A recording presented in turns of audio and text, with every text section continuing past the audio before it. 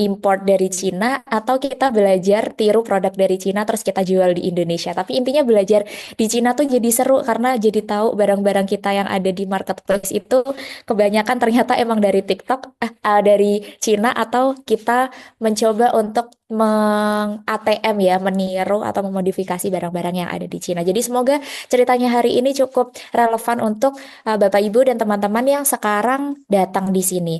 Nah, sebelumnya tadi sebenarnya udah sempat tanya ya ke Kak Intan, ke Kak Mufli juga, kira-kira ini teman-teman yang hadir di sini itu dari mana dan usianya berapa aja. Tadi udah pada jawab, ada yang dari Surabaya, Bandung, Jogja, ada yang dari Sumatera, Kalimantan, Tasikmalaya, dan lain-lain. Nah, sekarang aku pengen tahu, kalau boleh tahu, kakak-kakak yang ada di sini kelahiran tahun berapa ya? Jadi nanti biar bisa menyesuaikan kira-kira kita obrolannya kayak gimana. Boleh dong ditulis di kolom chat kakak-kakak kelahiran tahun berapa? Oh, ada yang 2000-an ya? Oh, ternyata banyak juga yang 2000. Apakah yang 2000-an ini dapat informasinya dari Instagram aku? Karena biasanya followers-followers aku masih muda-muda. Oh, 96, 90-an. Yang 1945 harusnya nggak di sini, di Rengas Dengklok ya. Ada yang tahun 80-an, 97, 98, 99. Oh, ada Mbak Rini juga. Ada beberapa teman-teman yang aku cukup familiar juga nama-namanya. Mhm. Oh, ada follower Bu Rete juga. Oke, karena ini rata-rata beberapa cukup muda-muda, jadi semoga nanti bahasanya bisa menyesuaikan. Tapi nanti kalau misalnya ternyata di sini ada kakak-kakak yang mungkin usianya mungkin lebih senior gitu, nanti boleh ditanyakan juga kira-kira apa ya yang kira-kira kurang bisa dipahami dari materi yang akan kita pelajari pada kesempatan siang sampai sore hari ini. Nah, kurang lebih kakak-kakak, teman-teman, hari ini kita akan belajar 4 materi ini. Yang pertama soal sosial media untuk pebisnis pemula. Jadi biar kita sama-sama tahu kenapa kita mulai sekarang harus sangat belajar tentang media sosial, apa hubungannya untuk mengembangkan bisnis kita, kemudian soal platform-platform media sosial dan jenis-jenis kontennya, kemudian strategi pembuatan kontennya dari mulai ideation sampai repurposing, ini tuh kurang lebih dari mikirin ide kontennya sampai membuat kontennya dan bagaimana cara kita memaksimalkan setiap platform tanpa budget. Nah, ini nanti supaya lebih nyaman, saya akan berceritanya dengan cara menceritakan pengalaman-pengalaman jadi nanti akan ada frameworknya, ada ilmunya, tapi nanti juga diceritain juga prakteknya gimana. Jadi biar nggak ngawang-ngawang. Yang pertama kita harus mulai dulu soal kenapa pebisnis pemula harus belajar soal sosial media. Karena kadang-kadang FOMO aja, semuanya main sosial media ya kita ikut-ikutan main sosial media. Padahal sebenarnya kenapa sih pebisnis pemula itu harus belajar soal media sosial? Yang pertama, ini dari cerita saya waktu itu baru lulus kuliah, karena lulus kuliahnya waktu pandemi. Saya lulus kuliah itu tahun 2020, sekitar 5 tahun yang lalu.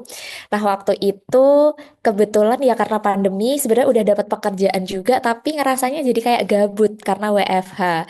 Nah, kadang itu sebenarnya ini minusnya orang yang suka berbisnis itu apa-apa pengen dijual, ya nggak? Jadi kadang kepikiran apa mau dijual kayak nggak mau rugi kayak misalnya teman sering minta bantuan apa aduh daripada bantuin gratis mending diduitin gitu nah itu juga dulu pertama kali yang saya rasakan ketika lulus kuliah terus sering banget karena kebetulan waktu itu saya lulusnya itu lulusan pertama di angkatan jadi semua teman-teman itu kalau nyari tahu soal skripsi, tanya-tanya soal skripsi kan tanyanya jadinya ke saya. Terus waktu kuliah saya tuh lomba banyak karya tulis ilmiah, jadi banyak teman-teman yang nanya, Mbak gimana caranya untuk bisa menulis dan lain-lain. Nah, karena banyak banget yang nanya, jadi kepikirannya, aduh sayang banget kalau bahasa Jawanya tuh eman-eman. Sayang kalau nggak diduitin. Akhirnya diduitin.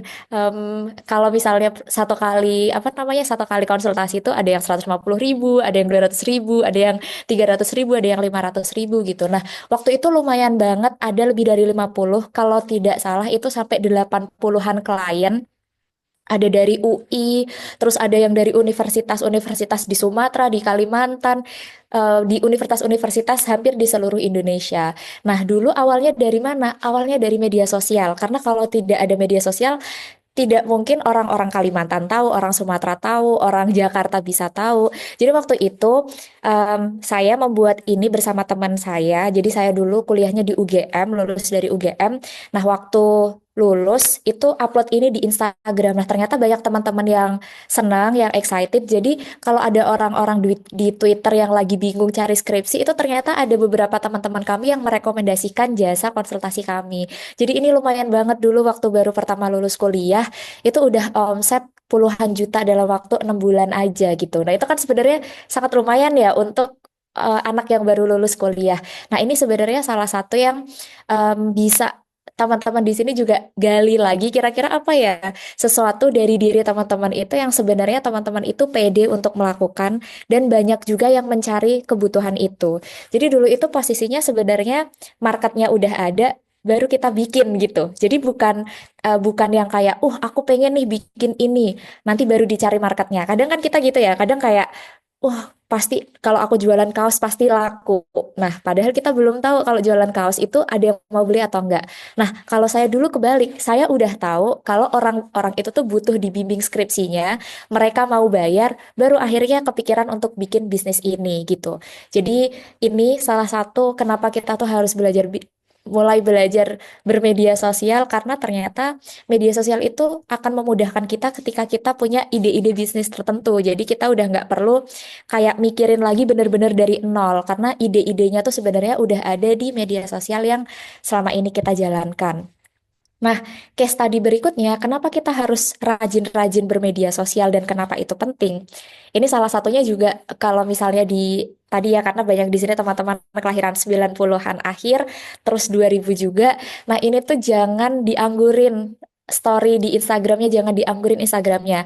Rata-rata teman-teman yang kelahiran 90-an akhir atau 2000-an, ini mungkin yang teman-teman yang lain belum tahu, mereka biasanya punya namanya second account. Jadi ada namanya first account, ada namanya second account. First account ini biasanya katanya tempat untuk pencitraan, terus second account ini tempat mereka bisa bebas berekspresi. Nah, padahal sebenarnya sekarang Instagram itu sudah tidak seperti dulu.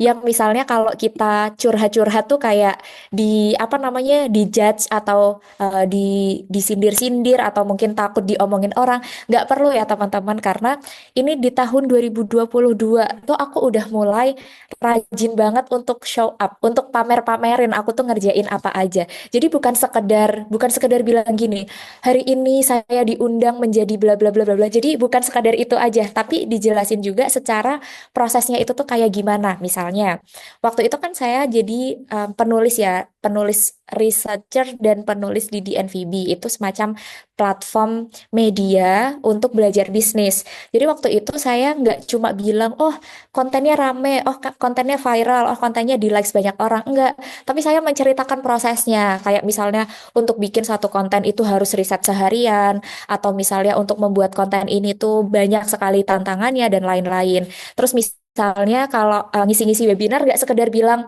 hari ini saya diundang oleh siapa, sebuah kehormatan diundang dan lain-lain itu kan isinya nggak ada ya, kayak semua orang bisa ngomongin itu. Tapi kalau kita cerita kayak, oh hari ini padahal kegiatanku banyak, tapi aku menyempatkan diri untuk hadir di sini. Atau kayak, oh setelah Senin sampai Jumat bekerja, akhirnya Sabtu bisa meluangkan untuk menyapa teman-teman dan lain-lain. Jadi rajin-rajin aja upload-upload di story. Kalau ada yang punya WhatsApp juga boleh di story WhatsApp-nya. Kalau merasa banyak yang nonton story WhatsApp-nya.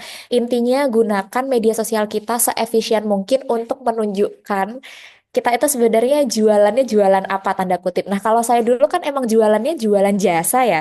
Jadi yang ngeliatin karakter diri sendiri aja gitu. Nah, sekarang kalau misalnya jualannya jualan kayak skincare, baju dan lain-lain kayak gimana? Ada juga namanya 4B. 4B itu skincare yang cici yang jualannya itu sering banget ngeliatin dia lagi angkat-angkat kardus gitu. Jadi dia nggak malu nunjukin kalau ya aku memang owner yang masih merintis. Jadi aku ya angkat-angkat kardus, dia yang ngerjain packingnya dan lain-lain. Itu bukan sesuatu yang tabu sekarang untuk diceritakan di media sosial.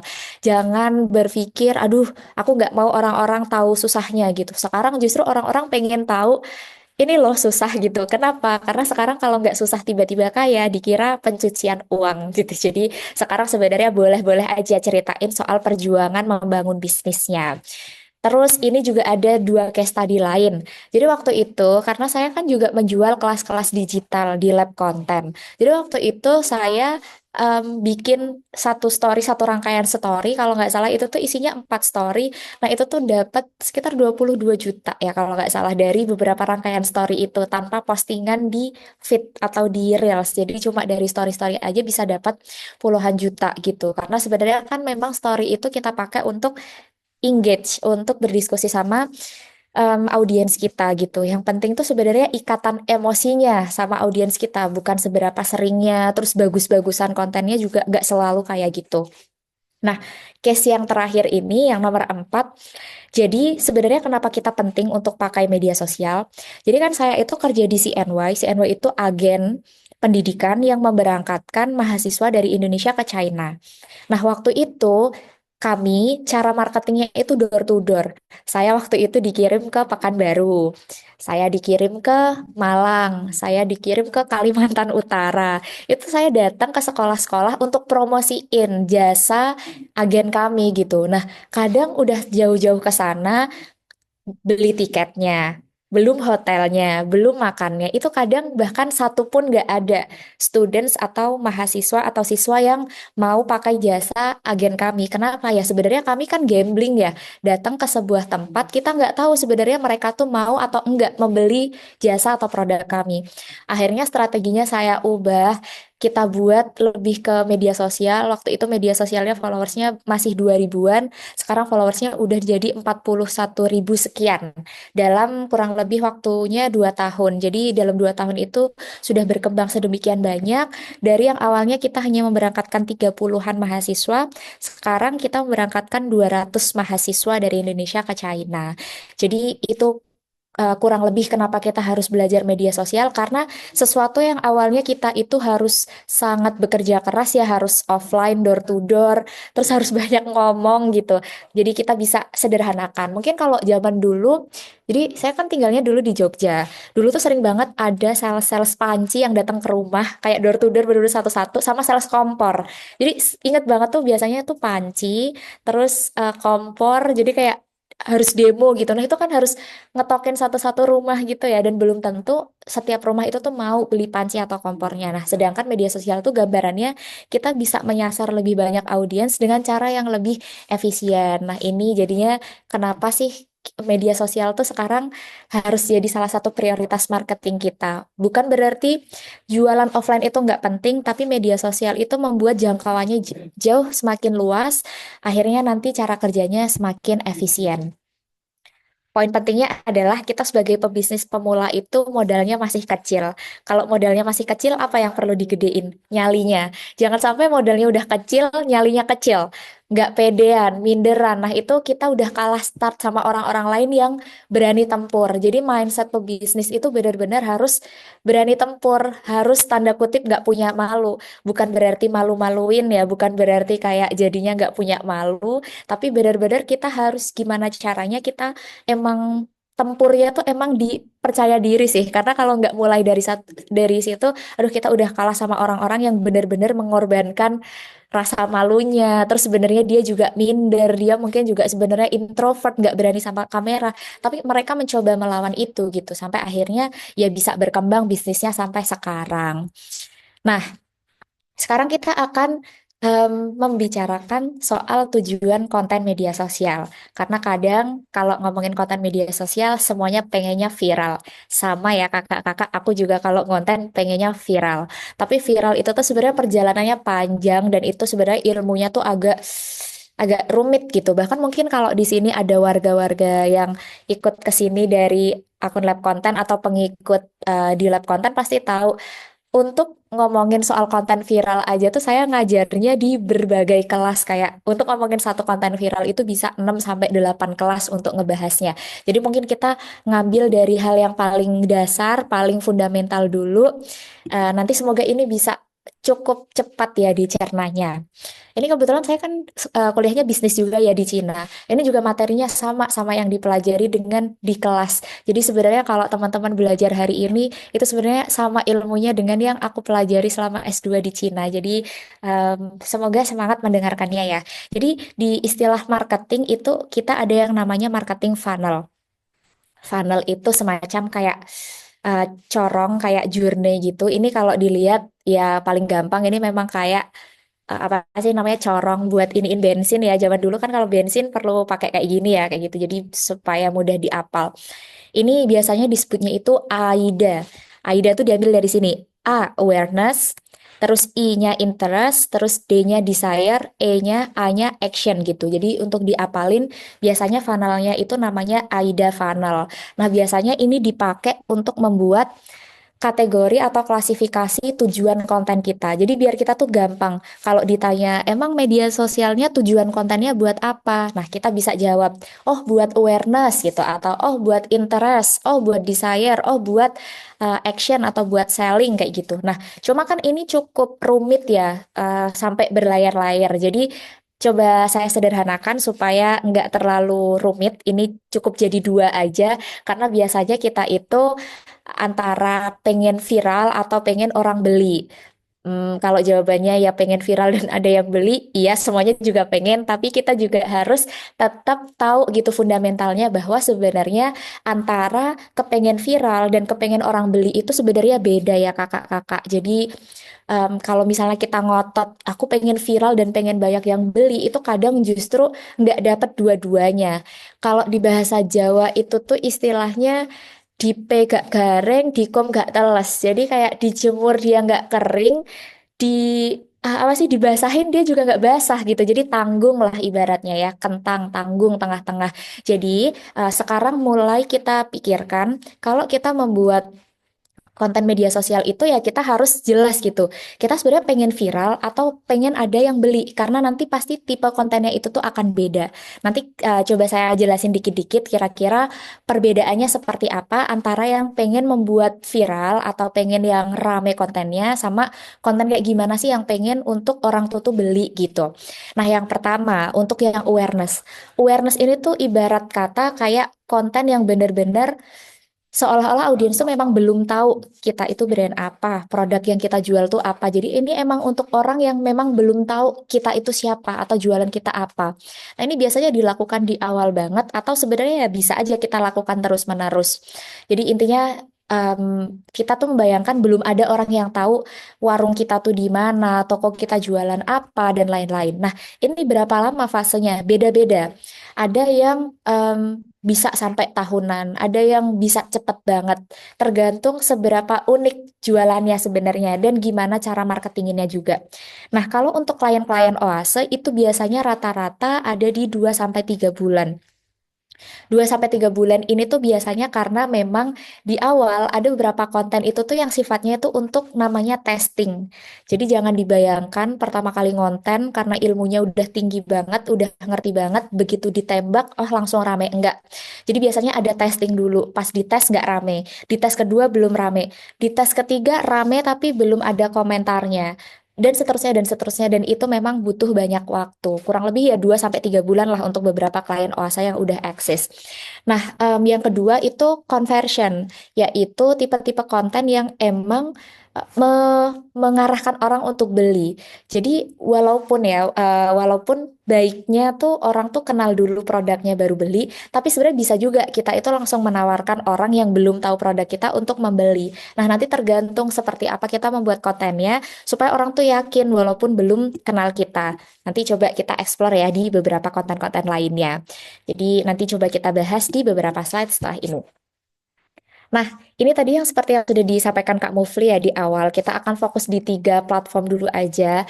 Ada TikTok, Instagram, dan juga Thread. Kenapa 3 platform ini yang saya ambil? Karena kebetulan saya kan Gen Z, saya kelahiran 98, jadi memang sudah tidak terlalu mengikuti kalau misalnya Facebook ya, tapi mungkin nanti secara dasar-dasarnya boleh kalau misalnya bisa diterapkan di Facebook. Jadi ini beberapa media sosial yang sekarang lagi happening banget dan sebenarnya cocok untuk segala usia, nggak cuma Gen Z aja, tapi milenial-milenial juga bisa di sana. Nah, ini untuk TikTok.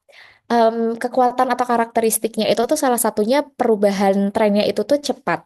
Terus kalau di TikTok akun kecil itu tuh bisa cepet banget gede. Terus format video-video pendek itu tuh biasanya justru paling laku dan paling cepet di ATM atau ditiru. Nah ini sebenarnya agak mirip sama Thread. Jadi Thread itu semacam dia sebenarnya satu company ya sama Instagram. Cuma bedanya kalau si Thread ini tuh dia berbasisnya tulisan aja. Dulu itu mungkin terkenalnya Twitter ya. Nah, sekarang tuh Thread itu mirip-mirip kayak Twitter. Jadi dia berbasis tulisan aja, nggak ada kayak foto-foto atau video. Ada, tapi tidak terlalu biasa. Nah, sebenarnya yang paling berbeda di sini itu Instagram karena Instagram itu walaupun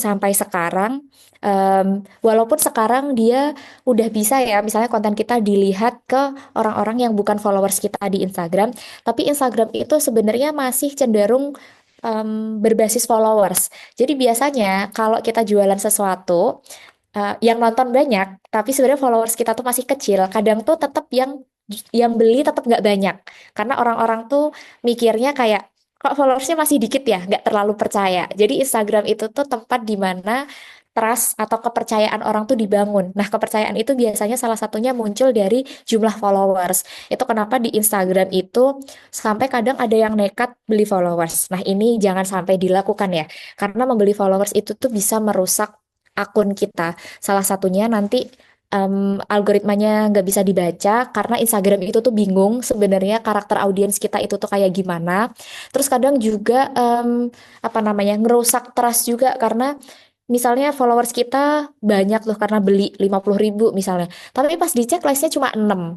Comments-nya nggak ada kayak gitu. Itu kan orang juga suspicious, curiga. Ini jangan-jangan akunnya akun bodong, akun penipu. Padahal sebenarnya kita nggak nipu, akunnya akun beneran. Cuma karena orang-orang jadi udah terlanjur nggak percaya gitu karena nggak seimbang antara jumlah followers dan engagementnya. Nah kadang orang-orang juga jadi curiga gitu. Nah itu sih sebenarnya kenapa Instagram ini salah satu media sosial yang sebutannya itu tuh apa ya ibaratnya tuh demanding atau kayak harus diurusin terus. Ibarat anak kecil dia itu ruwet gitu, angel, susah. Jadi dia yang maintenance-nya tuh kayak high maintenance, susah banget lah diurusnya gitu. Bukan berarti media sosial lain mudah ya, semuanya pasti juga ada tantangannya sendiri. Tapi Instagram ini tuh ibarat anak tuh kayak, aduh ini perawatannya harus ekstra gitu. Nah,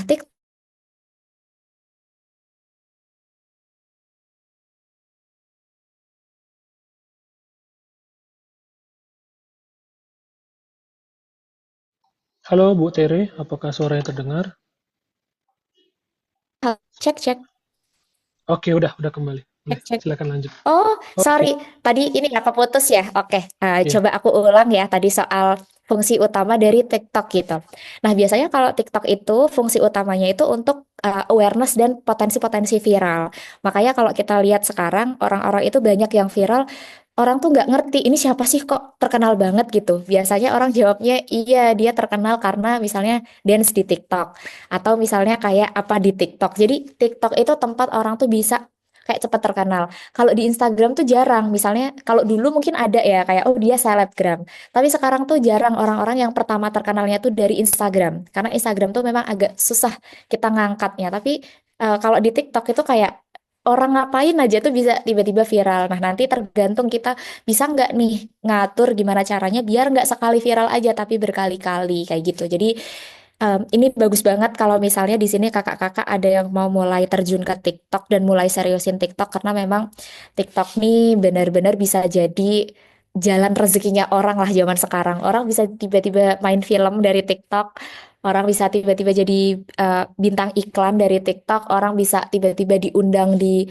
apa sih namanya talk show di TV gitu juga karena dari TikTok. Jadi mumpung sekarang masih fasenya boleh ini mulai dimanfaatkan. Nah, untuk thread sendiri sekarang lebih banyak walaupun semua pendapat itu ya bisa viral ya di threads, tapi banyak banget sekarang threads itu dipakai sama orang-orang yang positioningnya tuh ahli. Misalnya kayak ahli dagang, ahli hukum, ahli apa. Nah, orang tuh berlomba-lomba untuk ngasih opini mereka di thread. Kayak misalnya profesi-profesi tertentu, dokter, HR, terus misalnya accounting, terus dan lain-lain tuh biasanya positioningnya tuh di thread tuh lebih ke menceritakan pengalaman-pengalaman mereka sama menceritakan opini-opini mereka gitu sesuai dengan profesinya masing-masing. Jadi kalau di sini ada teman-teman yang misalnya jualannya tuh cukup spesifik ya, misalnya jualan kue putu gitu misalnya. Tapi teman-teman tuh bener-bener ngerti gimana caranya bikin kue putu itu tuh biar nggak cepet keras gitu. Itu bisa banget di-share di threads karena itu tuh akan laku banget di threads tuh kayak misalnya tips-tips bikin Indomie biar kuahnya tuh nggak cepet apa sih namanya nggak cepet nyerap ke minyak kayak gitu-gitu tuh bahkan laku banget di threads. Jadi kalau misalnya di sini teman-teman ngerasa kayak punya keahlian yang cukup spesifik tentang sesuatu, bisa mulai diceritakan di threads karena di sana positioningnya tuh memang ahli-ahli atau orang yang bisa menemukan tips-tips tertentu. Sama engagement-engagement komunitas kayak misalnya komunitas bersepeda, komunitas pilates dan lain-lain itu juga bisa kalau misalnya mau mulai berjejaring di threads. Dan sangat direkomendasikan karena dia nggak perlu mikirin editingnya kayak gimana, nggak perlu mikirin desainnya apa, kita bener-bener tinggal nulis apa yang kita pikirin aja. Nah, ini untuk proses pembuatan konten cukup ribet ya, karena memang membuat konten itu nggak sekedar kayak langsung kontennya jadi apa yang kita pikirin otomatis bisa jadi konten. Sebenarnya waktu bisnisnya masih kecil nggak apa-apa, tapi ketika makin besar kan kita makin harus mikir ya, ini gimana caranya untuk membuat kontennya. Jangan sampai diupload dulu baru mikir gitu. Itu kalau bisnisnya masih kecil nggak apa-apa, diupload baru nanti kalau misalnya, aduh kok kayak gini ya, dipikir terus baru nanti di take down gitu nggak apa-apa. Tapi kalau bisnisnya udah gede, udah agak berkembang, udah ada yang kenal, nggak bisa kayak gitu karena nanti risiko backfire atau risiko blunder ya istilahnya zaman sekarang itu risikonya tinggi banget. Karena sekarang itu bisa banget tiba-tiba kita tuh blundernya kecil banget misalnya di caption. Ada orang yang nggak sengaja lihat tapi kita nggak duluan kita gitu yang tahu. Dia nggak ngasih tahu kita, dia nge-screenshot, dia bawa itu ke TikTok, dia bawa itu ke Twitter. Aduh, hancurlah bisnis kita yang belum seberapa itu gitu. Jadi kadang sepele banget lah gitu. Kadang cuma salah kata-katanya, salah apa. Kadang kita juga nggak ada niat ke arah sana, tapi karena kita tidak memikirkan itu secara matang, akhirnya blunder gitu digoreng. Terus habis itu pas udah digoreng kita nggak tahu gimana cara klarifikasinya gitu. Akhirnya makin blunder. Terus nanti dampaknya tuh jelek gitu untuk bisnis kita. Itu kenapa pengetahuan soal proses membuat konten itu penting banget untuk pebisnis pemula atau teman-teman yang masih merintis banget untuk berjualan lewat media sosial. Paling gampang itu bisa kita bagi jadi tiga bagian.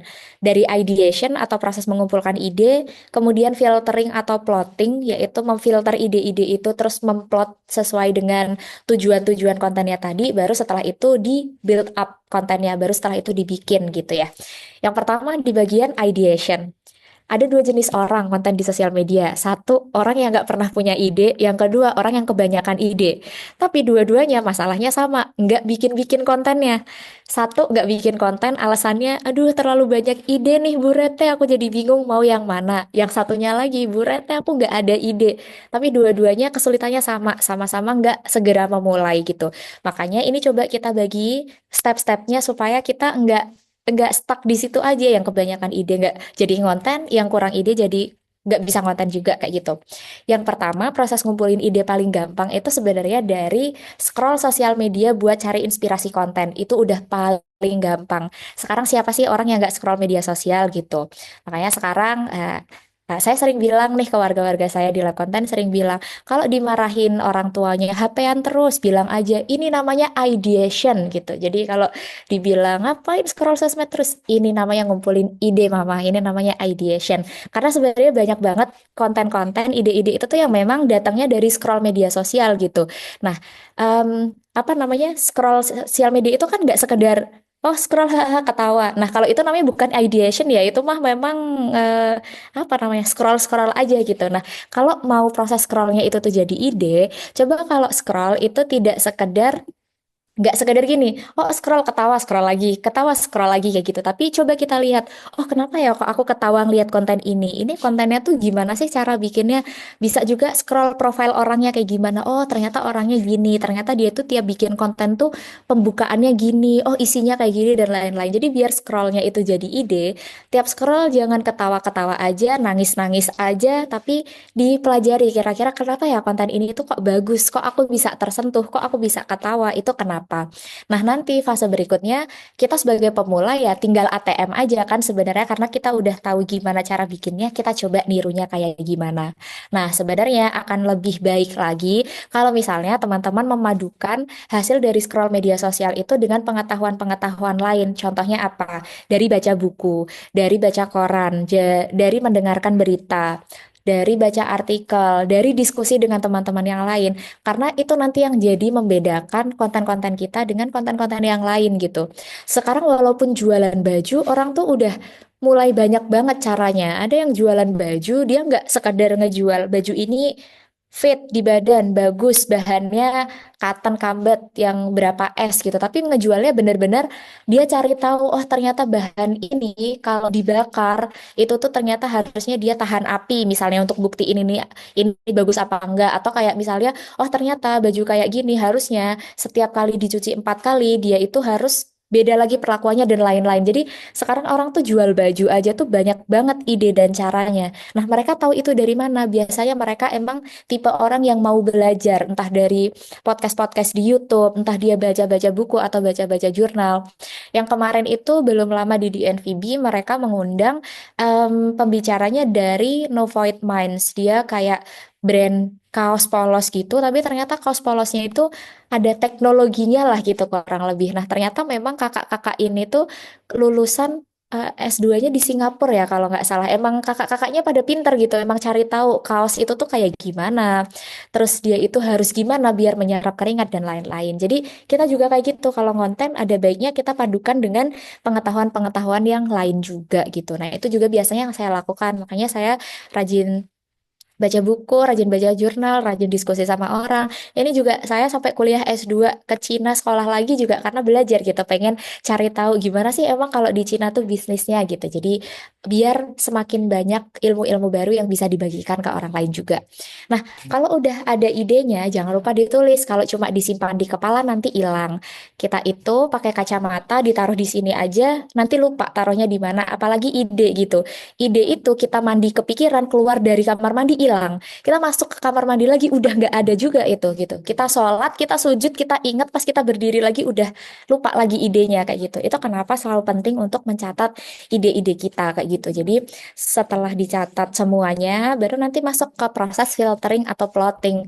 Baru dimasuk-masukin tuh, oh ideku banyak nih ada 100. Mana ya yang cocok buat awareness, mana yang cocok buat conversion, mana ya yang sesuai dengan tren, mana ya yang sekarang tuh lagi dibutuhin sama audiens, mana ya yang ini tuh nanti cocoknya untuk konten hiburan, mana yang cocok untuk edukasi, dan seterusnya, dan seterusnya.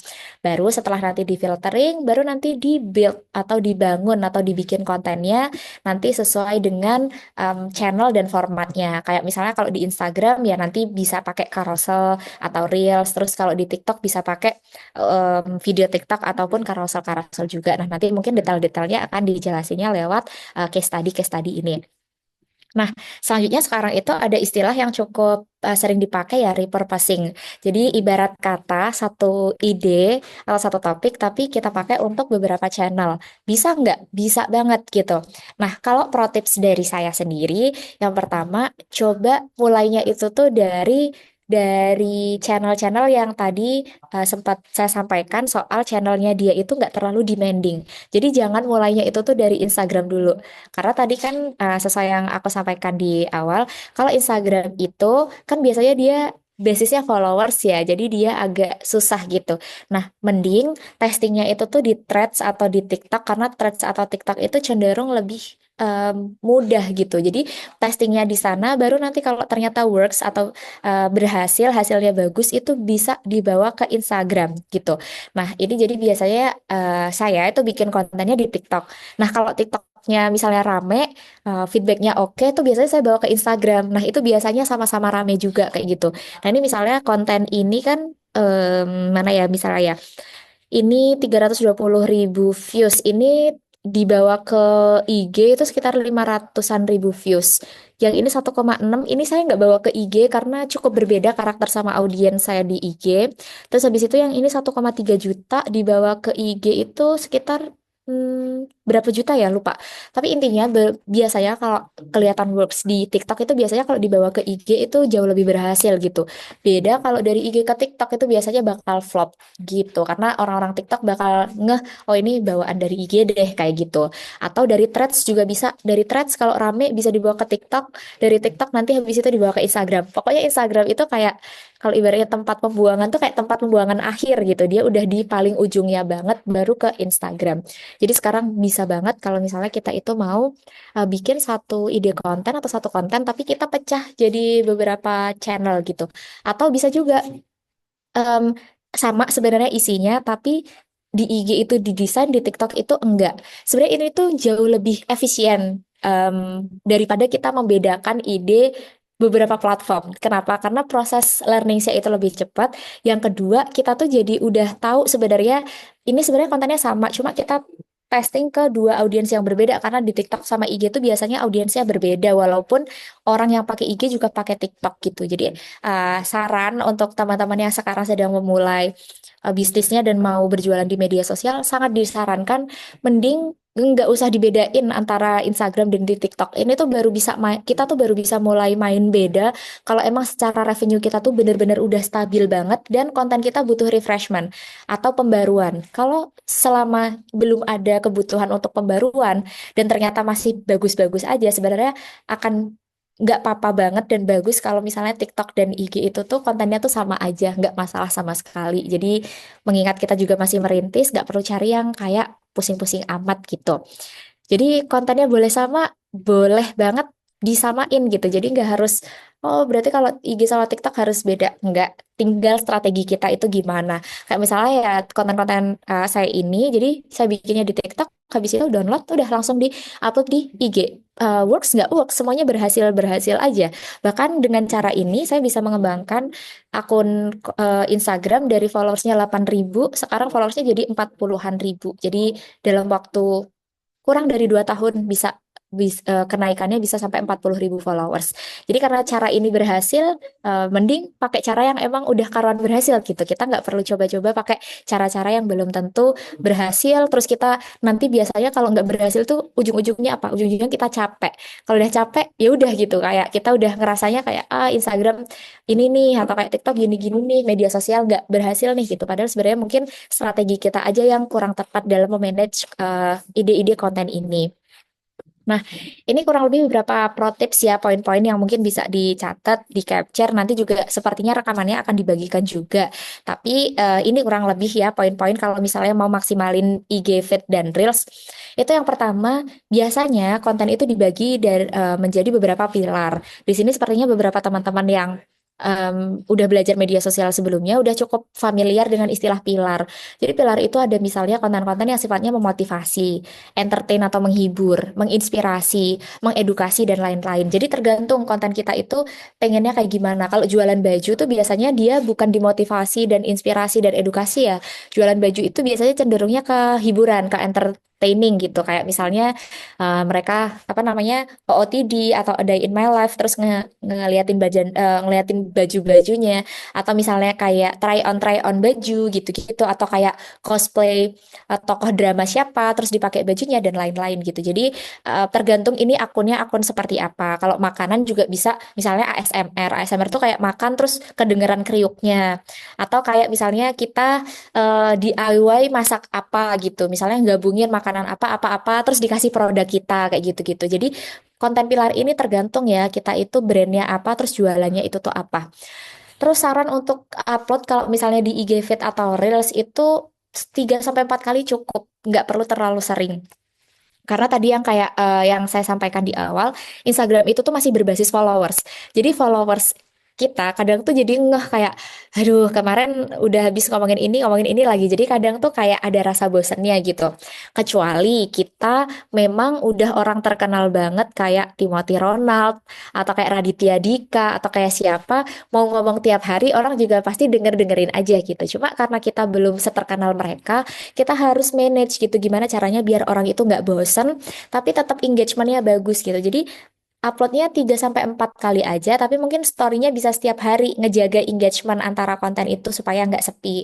Atau kalau ada komen cepet-cepet dibalesin, terus gimana caranya komennya itu tuh biar nggak mati gitu. Jadi jangan jangan kayak kalau ada komen malah jual mahal atau kayak oh didiemin dulu aja lah, balasnya besok. Aduh, kalau balasnya kita besok dia udah lupa, dia udah nggak tahu udah habis komen di ratusan akun lainnya gitu. Jadi sekarang kita nggak boleh jual mahal gitu.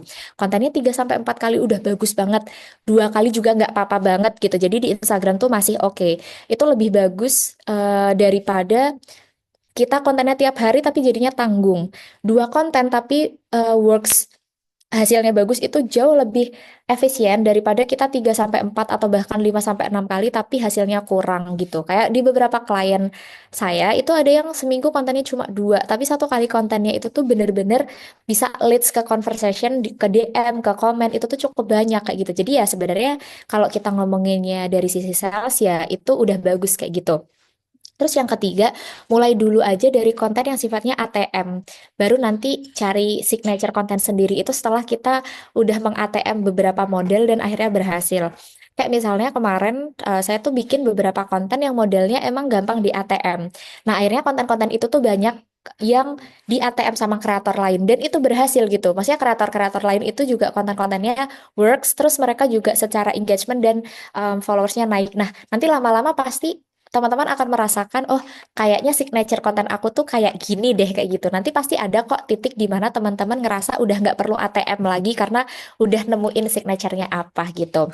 Nah, yang keempat, yang paling penting yang selalu aku sampaikan ke semua orang adalah rajin-rajin ambil footage, foto atau video. Ini tuh hal yang sangat sepele, tapi aku pun kadang nyesel banget. Seharian tuh aku sama sekali nggak ngambil foto tuh kayak, aduh nyesel banget. Padahal itu kan bisa kita pakai untuk konten ya gitu. Kadang footage-nya tuh nggak harus yang kayak gimana-gimana banget, enggak. Yang penting kayak ibaratnya apa ya, check in. Jadi kalau kita kemana udah foto aja jepret di mana itu tuh kalau dikumpulin bisa dipakai untuk apa namanya jadi background konten apapun gitu, ngontenin apa pakai foto itu. Jadi itu bisa membedakan antara kita sama kreator lain dan sangat disarankan nggak pakai foto-foto dari Google, dari Pinterest, dari mana lagi biasanya ngambil-ngambil di luar. Kenapa?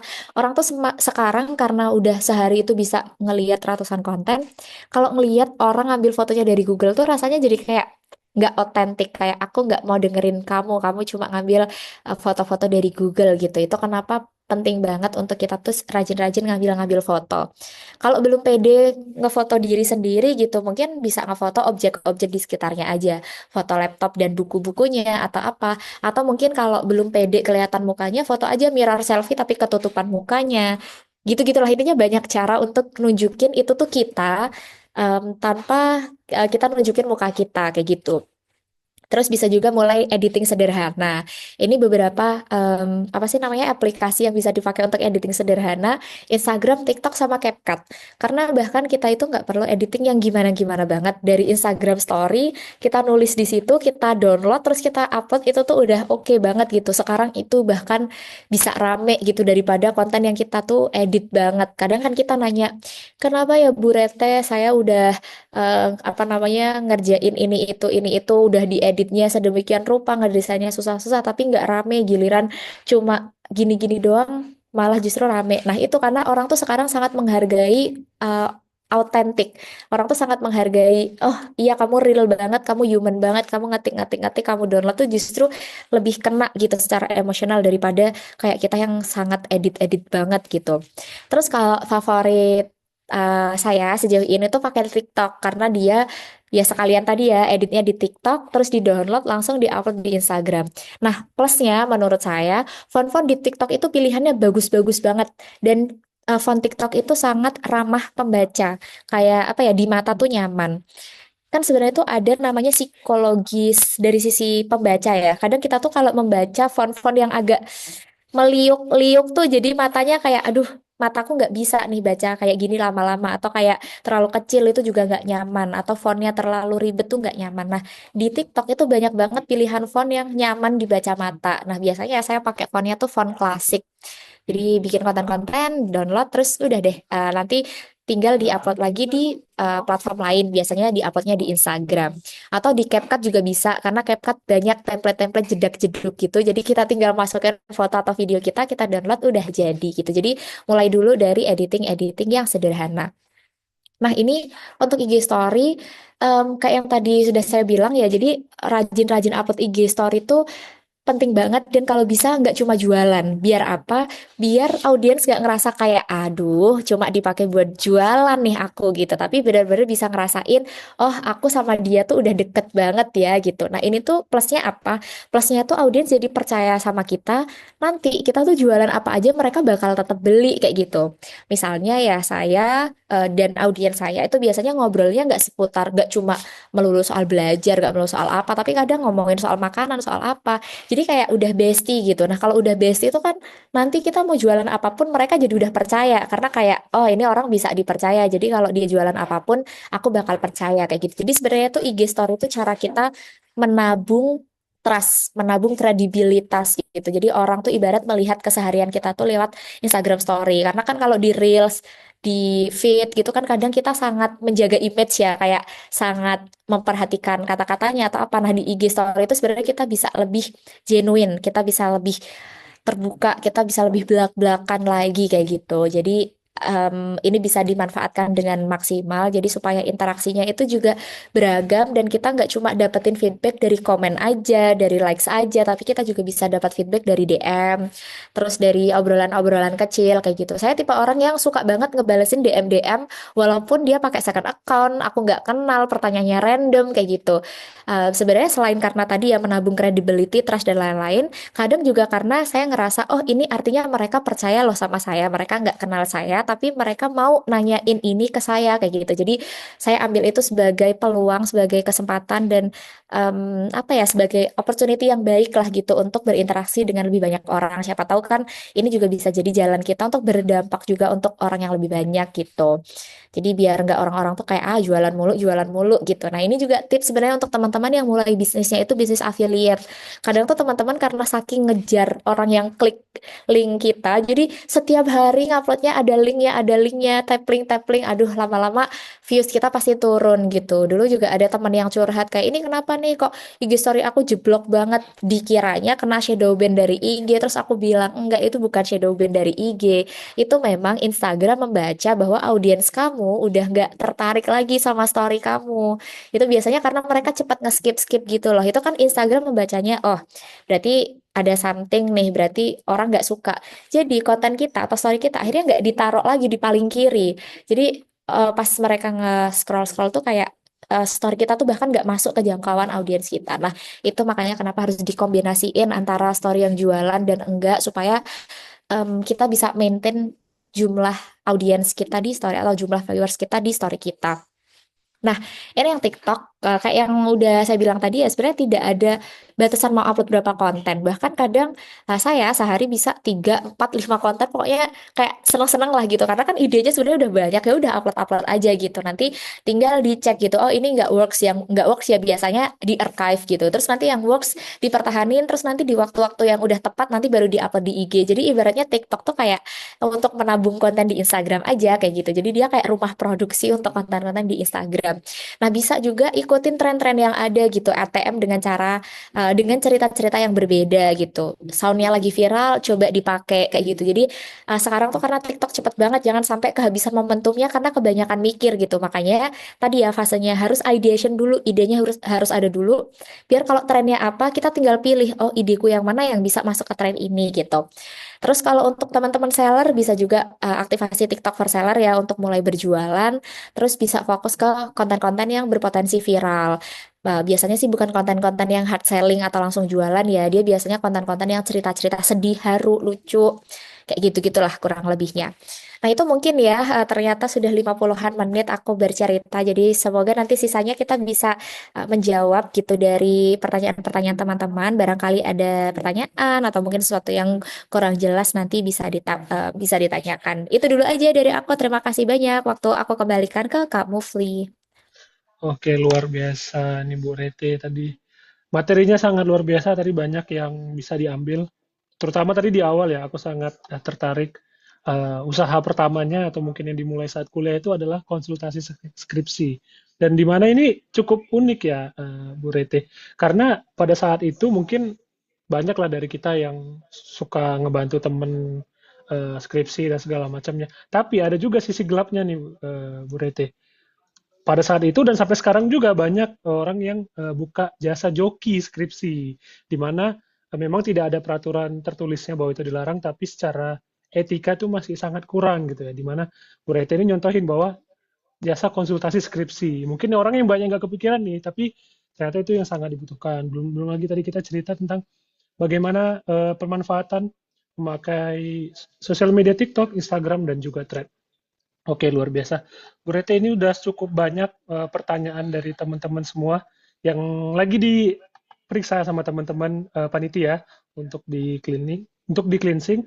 Nah, untuk pertanyaannya nanti kita akan ada 4 pertanyaan yang terpilih untuk mendapatkan hadiah. Jadi pertanyaannya bisa lebih dari 4, tapi yang akan mendapatkan hadiah nanti 4 dari mungkin lebih dari 4 pertanyaan yang akan kita bacakan.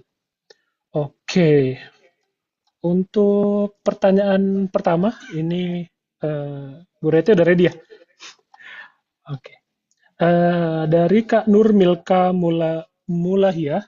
Assalamualaikum Kak Danti, saya Milka dari Cianjur. Izin bertanya Kak, saya seorang pedagang UMKM, saya menjual makanan, saya baru memulai frozen food dari makanan yang saya jual. Pertanyaannya adalah, kenapa setiap saya posting konten tentang jualan, viewer saya itu selalu sedikit dibandingkan konten biasa? Apakah keranjang kuning berpengaruh pada viewers? Oke, boleh Oke, langsung terima jawab. kasih banyak. Tadi namanya siapa kamu, Fli? Yang tanya, sorry. Saya Milka dari Cianjur. Ah, oke, salam kenal Kamilka dari Cianjur. Aku Danti. Em, ini sebenarnya salah satu jawaban paling simpelnya adalah sebenarnya nggak ada orang tuh yang suka ditawarin jualan sebenarnya. Ini sebenarnya berlaku dimanapun. Kita lagi di jalan tiba-tiba ada orang datang nawarin jualan tuh biasanya kita kurang apa ya ibaratnya jadi kayak kurang tertarik justru kalau kita tuh ditawarin sesuatu. Kadang kita itu pengennya ya karena memang tertarik gitu. Misalnya lewat oh bagus gitu kita tertarik pengen beli. Kadang kita emang secara psikologis tuh kita emang nggak suka kalau ditawarin. Nah itu sama juga sebenarnya dengan audiensnya Kamilka ya. Jadi sebenarnya kenapa waktu jualan audiensnya itu malah turun? Ya karena sesimpel orang tuh nggak suka untuk ditawarin sesuatu. Istilahnya kan ada hard selling dan soft selling. Itu kenapa hard selling itu tidak terlalu direkomendasikan karena orang itu benci. Sebenarnya orang itu benci banget untuk dimarketingin sesuatu. Tapi kan bukan berarti kita nggak bisa berjualan ya. Tadi kan sebenarnya pertanyaannya berarti dua. Kenapa dropnya itu sangat cepat atau apakah karena keranjang kuning atau cara kita berjualan? Yang pertama memang kenapa keranjang kadang kalau dikasih keranjang kuning itu jadi jarang banyak yang beli. Sebenarnya TikTok itu kan tanda kutip ya dia pengen ngakalin juga karena kalau ada keranjang kuning otomatis TikTok tahu bahwa kita lagi jualan. TikTok pinter dong, penjualannya memang sengaja agak gak di boost supaya kita pakai jasa ads-nya mereka. Karena kan di TikTok itu sekarang kan ada jasa iklan ya, ada jasa ads-nya. Biasanya muncul tuh di situ kayak gunakan iklan untuk menjangkau audiens yang lebih luas. Jadi memang ada dua hal. Yang pertama memang kadang ketika kita itu berjualan, konten kita itu jadi cenderung kurang apa ya kurang legit karena kita memang berusaha untuk menawarkan sesuatu. Nah, tapi di sisi yang lain memang secara platform memang TikTok itu juga ya ada pinter-pinternya ya mereka kan juga cari duit ya si TikTok sebagai platform ini. Jadi ketika ada konten-konten yang ada keranjangnya itu biasanya memang secara publicity-nya atau keterlihatannya itu jadi semakin kecil. Nah, gimana cara mengakalinnya ya ibaratnya? Nanti dibedakan aja Kak Milka. Jadi ada yang memang benar-benar yang nggak jualan. Maksudnya yang tetap nawarin produk, ceritain produk, tapi nggak ada keranjangnya itu diperbanyak aja. Nah itu kan sangat bermanfaat untuk awareness ya, awareness konten kita. Jadi orang tuh at least udah punya trust ke akun kita, udah top of mind. Jadi nanti mereka tinggal cari, oh ya udah tinggal ke profil aja untuk beli keranjang kuningnya kayak gitu. Jadi emang nggak harus di semua konten itu tuh ada keranjang kuningnya. Kayak tadi ya, kan di bagian materi paling awal kan udah sempat saya jelasin juga tadi kalau sebenarnya konten yang tujuannya untuk awareness Dan untuk conversion itu memang baiknya dibedain karena kalau enggak tadi kayak tanggung gitu ya dia. Jadi dibedain aja ada dua konten. Yang satu itu memang awareness, nggak perlu dipaksain ada keranjangnya, tapi nanti juga ada yang memang dikasih keranjang kayak gitu. Jadi sebenarnya kalau ditanya apakah itu sesuatu yang wajar, sebenarnya itu sesuatu yang wajar. Terus nanti kalau next step-nya, kalau emang udah berjalan, udah cukup konsisten, itu nanti bisa mulai untuk pakai ads juga karena biasanya kan nanti udah tanda kutip udah ada sedikit budget ya. Jadi keluarin aja budget sedikit-sedikit per iklan itu kan kalau nggak salah per hari itu ada yang budgetnya belasan ribu sampai puluhan ribu. Nah itu mulai bisa pakai. Walaupun ada yang bilang nanti sekali pakai itu biasanya ketergantungan, tapi sebenarnya ketergantungannya itu untuk hal yang baik kok. Besok akan kita bahas di bagian marketing yang pakai budget itu besok sebenarnya masih. Jadi ini spill-spill sedikit. Nah, besok kita akan bahas marketing yang pakai budget itu kayak gimana, tapi poinnya di situ sebenarnya marketing itu ada yang namanya organik, ada yang namanya paid juga gitu. Jadi semoga cukup bisa menjawab ya Kak Milka. Oke, tadi pertanyaan pertama dijawab dengan cukup lengkap. Selanjutnya ini Bu Rete ada yang ingin bertanya langsung. Ini dari Kak Aldi. Halo Kak Aldi.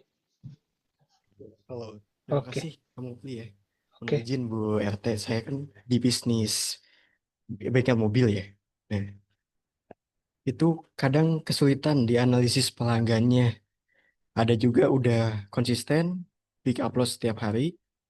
Itu di konten beda-beda ya. Ada yang konten ASMR, ada konten yang footage ya. Nah itu, alhamdulillah ada interaksi juga. Tapi kadang kurang juga itu nggak tepat sasaran pelanggannya ada juga kebanyakan pelanggannya tuh dari luar kota nggak yang dalam kota tuh agak jarang gitu sedikit banyak yang dapat media sosial dapat infonya tuh dari media sosial tuh dari luar kota. Nah itu apakah berpotensi untuk di media lokalnya? Nah di media lokalnya sendiri apakah kontennya harus sama dengan konten organik atau beda lagi disesuaikan dengan medianya seperti itu. Oke, terima kasih banyak Mas Aldi. Pertanyaannya menarik banget dan ini akan jadi case besok salah satunya. Tapi aku tetap akan menjawab konteksnya untuk konten-konten organik pas banget. Nah, izin besok yang case bengkel ini akan aku bawain besok karena yang buat besok tuh sebenarnya aku belum ada case-case lain selain yang udah pernah aku lakukan.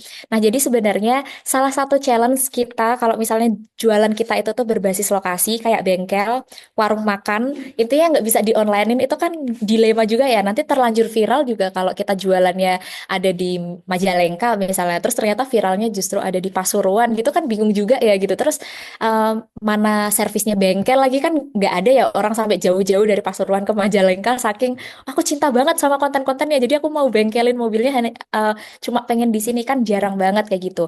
Nah sebenarnya tips pertama untuk dari sisi organiknya adalah membuat konten itu yang berdasarkan lokasi itu memang penting banget Mas. Jadi sekarang itu banyak banget ada kreator-kreator yang memang misalnya dia ada di daerah-daerah ngapak ya udah mereka emang sering banget pakai lokasi-lokasi yang ada di situ untuk mendefine bahasa itu kan bisa menentukan dia lokasinya ada di mana.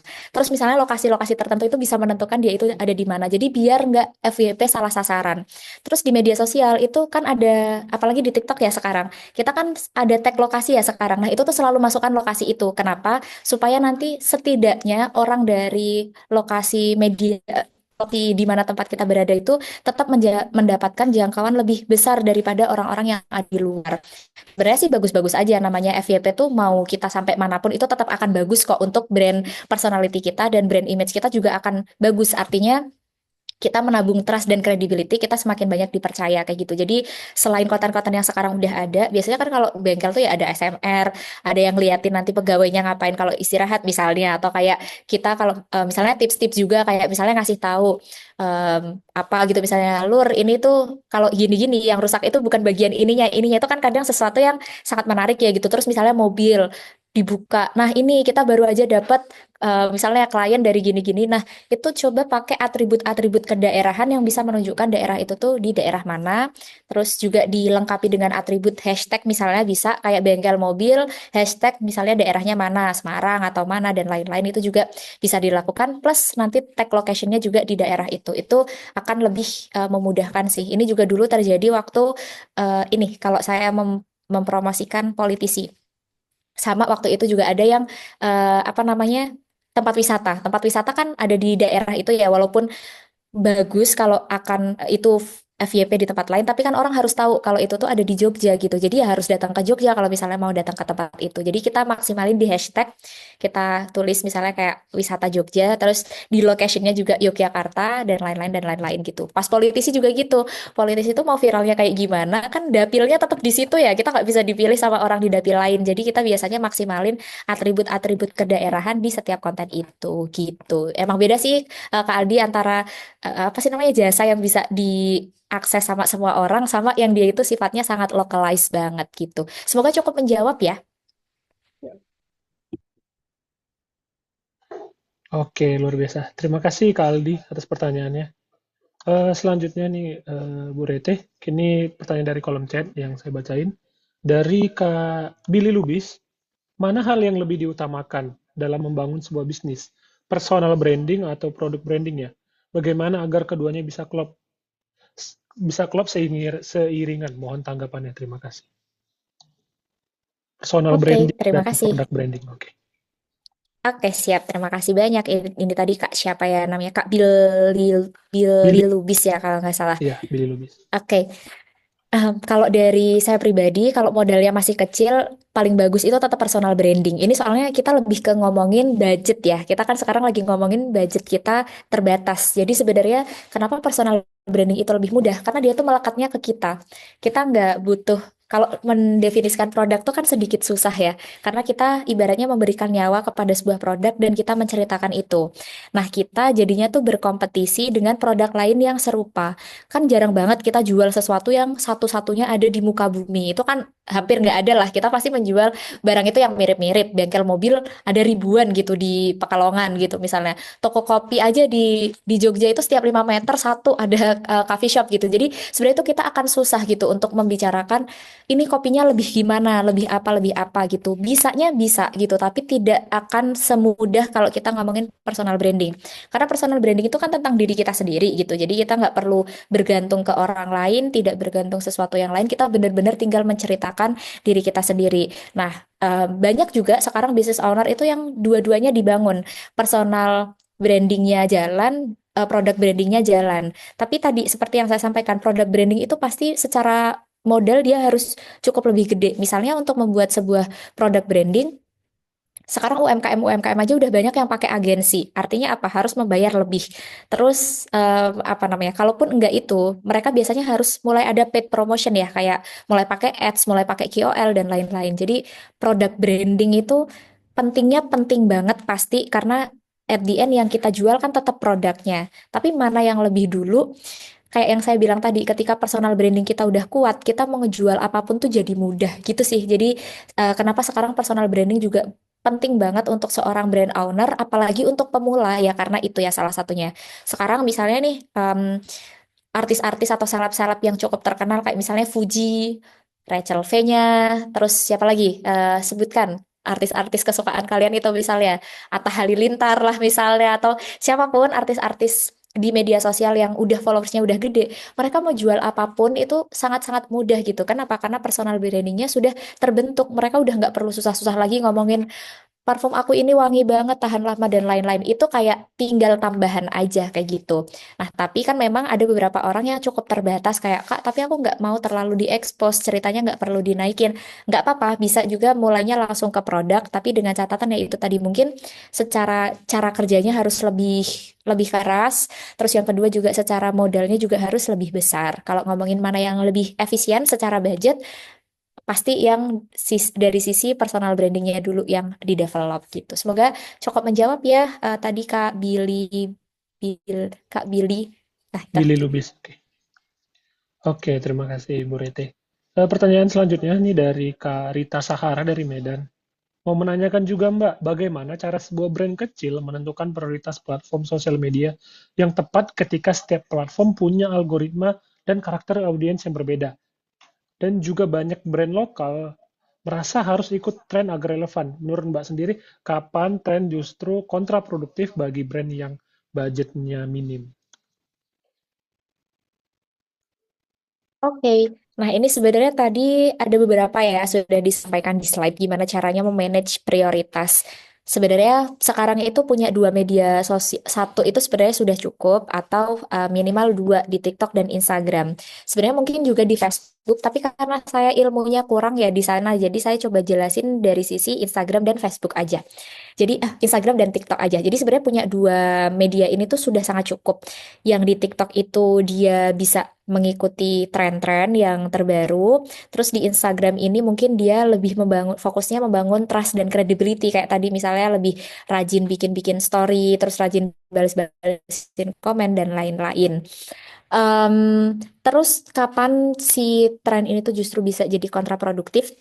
Yang pertama betul memang sebenarnya tidak semua tren itu tuh harus diikuti. Itu kenapa tadi sangat disarankan untuk prosesnya itu tuh harus lebih rinci ya dari ideationnya. Jadi kita punya idenya tuh banyak. Yang kedua di proses filtering ini nih kita tuh harus mulai memikirkan kira-kira mana konten-konten yang akan fit dan enggak. Nah, gimana caranya? Nah, ini biasanya ada namanya risk management. Bahkan kita membuat konten itu tuh harus punya skill memanage risiko. Karena kita bermedia sosial itu kan pasti ada risikonya. Nah, biasanya saya bikin pros and cons-nya atau plus minusnya.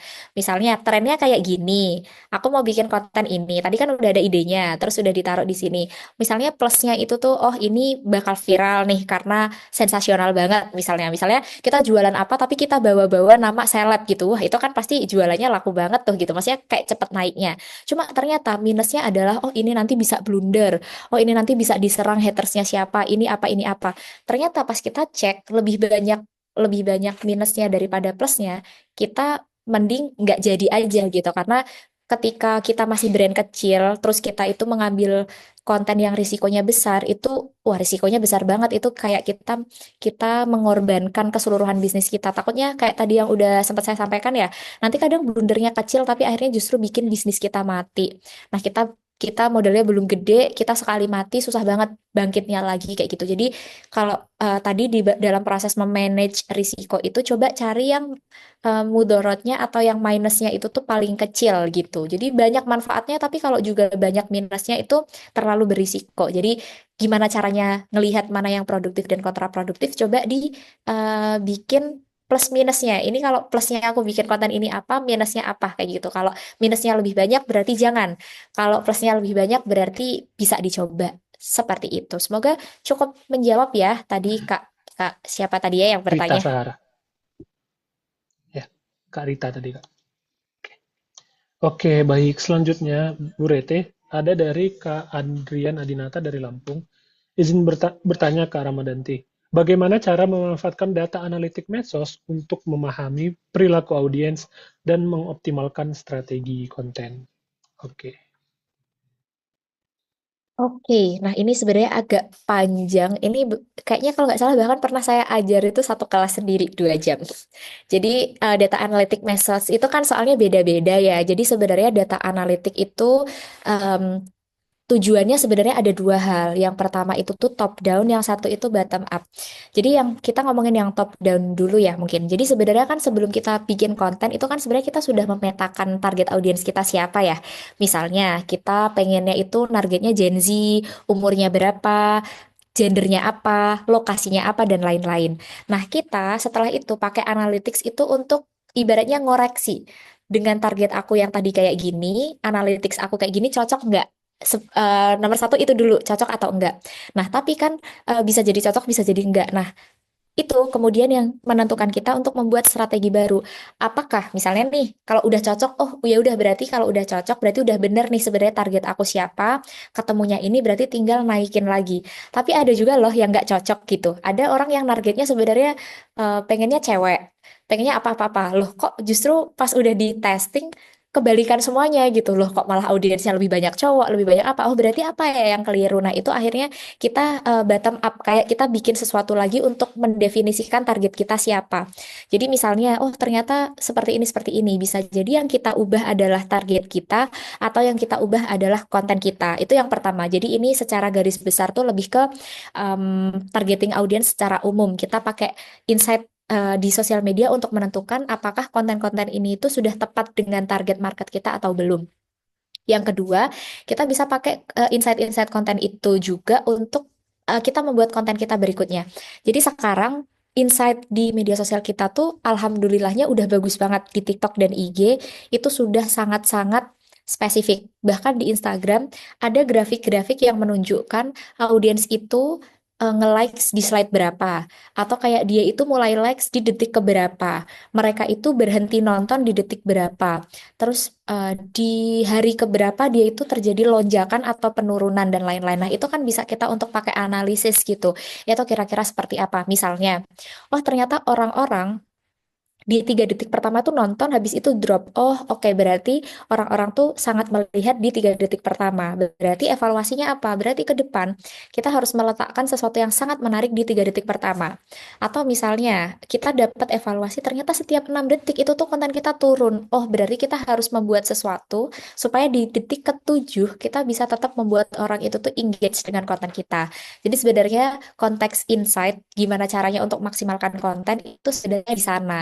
Jadi sebenarnya salah satu kecerdasan kita yang perlu kita butuhkan ketika bermain media sosial adalah kecerdasan membaca si data-data itu. Jadi jangan sampai datanya itu cuma kita lihatnya angka aja. Jangan cuma ngelihat, oh kontenku dilihat 1 juta orang itu data, tapi itu tidak menjawab kita harus ngapain. Tapi kalau kita tahu, oh 1 juta, ternyata rata-rata perempuan. Oh komennya seperti ini, rata-rata di daerah ini, rata-rata umur ini. Berarti kita tahu, oh ternyata orang dengan umur segini dan gender ini, mereka tuh lagi banyak resah tentang ini.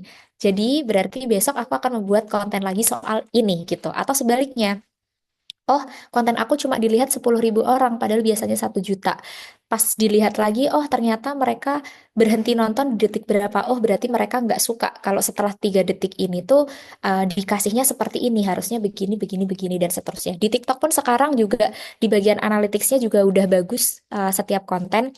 Jadi kita bisa melihat insight konten dari dua. Yang pertama itu target audiens secara umum, itu biasanya ada di insight akun, atau yang super spesifik itu ada di konten masing-masing. Jadi setiap konten itu kalau kita klik views itu kan klik insight views itu kan muncul ya insight-insight ya. Nah, itu jangan lupa untuk di analisis gitu. Ini kira-kira artinya apa dari masing-masing insight. Seperti itu.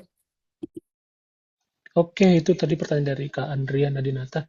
Kebetulan Bu Reti kita juga di Indibis Sumatera memakai itu juga analisis Instagram, dan itu juga betul tadi ya, nggak mungkin bisa kita jelaskan dalam waktu singkat karena sangat banyak faktornya yang harus kita pertimbangkan, mulai dari engagementnya, like, comment segala macam, berapa detik dia nonton, itu kayaknya mungkin di sesi-sesi lain lah nanti akan kita coba sediakan. Oke, untuk pertanyaan terakhir Bu Reti dari Kak Indra Hasbiarta dari IB Cafe Kota Bandung. Izin bertanya tentang bagaimana memaksimalkan fitur gratis di TikTok, Instagram, dan Facebook untuk meningkatkan jangkauan.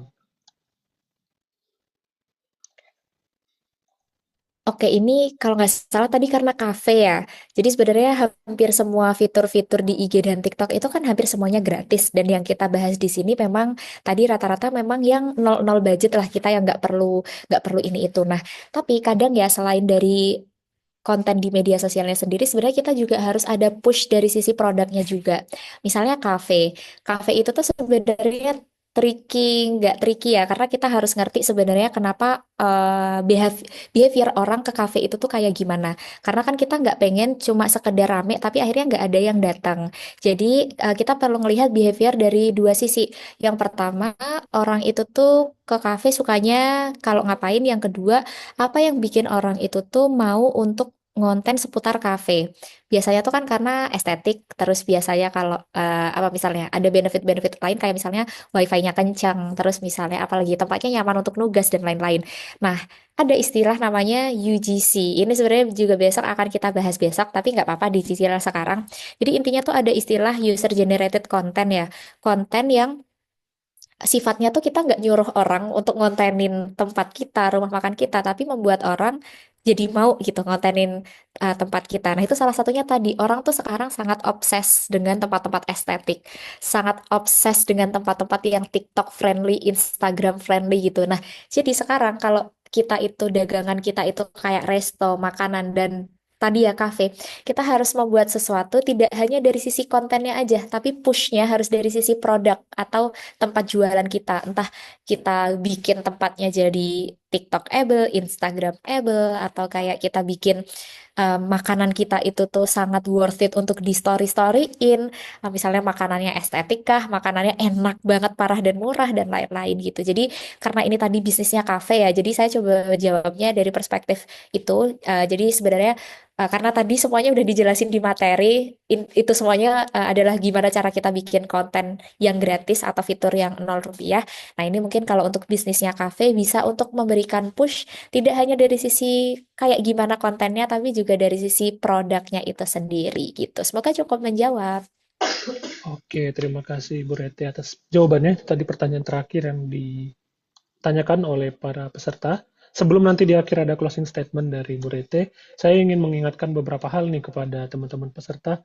Yang pertama terkait absensi, bisa diisi absensi melalui link yang tersedia oleh kolom chat oleh panitia yang telah dikirimkan oleh panitia, dan juga sertifikat bisa dicek secara email, dari email, ataupun di link Google Drive yang tersedia yang dikirimkan oleh panitia melalui kolom chat. Dan juga untuk rekaman Zoom, nanti akan kami upload juga ke YouTube IDB Sumatera. Jadi teman-teman yang ingin menonton ulang materi tadi, boleh cek di YouTube-nya IDB Sumatera, mungkin besok ataupun beberapa hari ke depan akan coba kami upload. Dan untuk pertanyaan terbaik tadi dari total 6 pertanyaan, kami pilih 4 yang terbaik, yaitu adalah Kak Nur Milka, Kak Rita Sahara, Kak Aldi Sanpiero, dan Kak Billy Lubis. Jadi untuk 4 pertanyaan terbaik nanti akan mendapatkan hadiah, dan jangan lupa untuk ngeklaim ke panitia dengan format yang telah disediakan. Oke. Oke, kembali lagi tadi ke Bu Rete, mungkin bisa memberikan closing statement nih untuk memberikan semangat, karena tadi kalau saya cek absensi total ada 160 lebih peserta yang telah mengisi absensi, dan tersebar dari Pulau Sumatera, bahkan sampai tadi ada yang sampai Maluku, dan juga umurnya juga sangat beragam, ada yang milenial, ada yang mungkin generasi sebelum milenial, dan juga Gen Z gitu. Oke, kepada Bu Rete boleh memberikan kata-kata semangat nih untuk peserta-peserta kita yang sangat beragam agar tetap semangat. Ada yang mungkin baru awal merintis bisnis, ada juga yang udah punya bisnis tapi baru punya sosmed gitu, dan lain sebagainya. Oke, kepada Bu Rete dipersilahkan. Oke, terima kasih banyak Kak Mufli dan teman-teman semuanya. Terima kasih banyak antusiasmenya. Kita masih akan bertemu lagi besok, tapi mungkin penekanan aku untuk sesi kita hari ini, jangan males belajar sih, karena sebagai business owner, sebagai apapun peran pekerjaan kita sekarang, kita kalau sekarang nggak belajar tuh kita bener-bener secepat itu kalah saing sama orang-orang yang mau belajar. Sekarang salah satu modal yang kita punya itu adalah modal nekat. Modal nekat itu ya nekat belajar. Terus tadi ya nekat mulai ngonten, terus nekat lebih berani daripada orang-orang yang lain. Jadi jangan capek-capek buat belajar, jangan lupa follow Indibis karena Indibis masih akan punya kelas-kelas menarik ke depannya nanti. Terus kalau misalnya teman-teman punya pertanyaan seputar sosial media juga boleh disampaikan di akun @labkonten atau bisa ke akun aku @ramadantivir, tapi aku biasanya jauh lebih sering balas-balasin DM yang ada di lab konten gitu. Jadi ketemu lagi besok karena besok topiknya menurut aku sangat seru. Ini sesuatu yang jarang banget dibicarain di materi-materi lain karena akan berkaitan gimana caranya kita memanfaatkan influencer-influencer tapi yang harganya tuh murah banget tapi bisa menghasilkan hasil yang super maksimal. Gitu aja dari aku. Mohon maaf ya kalau misalnya banyak salah kata atau perbuatan dalam sesi hari ini. Semangat belajar. Kita berjumpa lagi besok. Aku tutup. Wassalamualaikum warahmatullahi wabarakatuh. Waalaikumsalam warahmatullahi wabarakatuh. Terima kasih Bu Rete atas ilmunya yang sangat bermanfaat dan juga semangatnya, motivasi untuk kita semua agar lebih semangat lagi dalam berbisnis dan memulai konten di sosial media. Sebelum kami tutup ini, aku pengen bacain pantun. Ke pasar membeli minyak wangi, tak lupa membeli bunga melati. Ilmu hari ini menambah inspirasi. Semoga bisnis Bapak Ibu makin maju dari hari ke hari. Saya Mufli dari tim Indibi Sumatera mengucapkan terima kasih. Assalamualaikum warahmatullahi wabarakatuh. Assalamualaikum warahmatullahi wabarakatuh.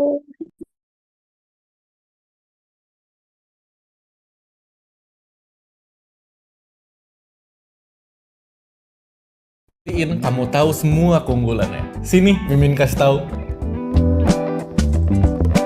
Ada beragam fitur unik di berbagai jenis kamera. Mulai dari kamera yang waterproof, sehingga pasti aman jika diletakkan di luar ruangan seperti area parkiran. Ada juga yang lehernya bisa dibengkokkan sehingga bisa melihat area-area spesifik seperti meja kasir. Ada juga yang bisa berotasi 360 derajat sehingga bisa memantau seluruh bagian ruangan. Ada juga yang bisa memiliki kemampuan zoom. Beberapa IP kamera juga memiliki kemampuan motion detection yang sangat cepat. Nah, beragam IP kamera sudah bisa di-pairingkan langsung ke aplikasi Antares Easy. Gak cuma mengatur device, di aplikasi Antares Easy kamu juga bisa membeli dan menyewa devices lainnya, serta berlangganan cloud memory. Nah, keren kan? Tunggu apa lagi? Check out devicesmu dan mulai atur menggunakan Antares Easy.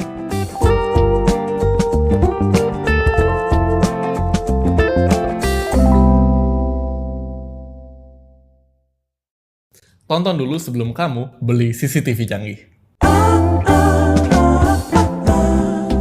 Sebelum membeli IP kamera di Antares Easy, pastiin kamu tahu semua keunggulannya. Sini, Mimin kasih tahu. Ada beragam fitur unik di berbagai jenis kamera. Mulai dari kamera yang waterproof, sehingga pasti aman jika diletakkan di luar ruangan seperti area parkiran. Ada juga yang lehernya bisa dibengkokkan sehingga bisa melihat area-area spesifik seperti meja kasir. Ada juga yang bisa berotasi 360 derajat sehingga bisa memantau seluruh bagian ruangan.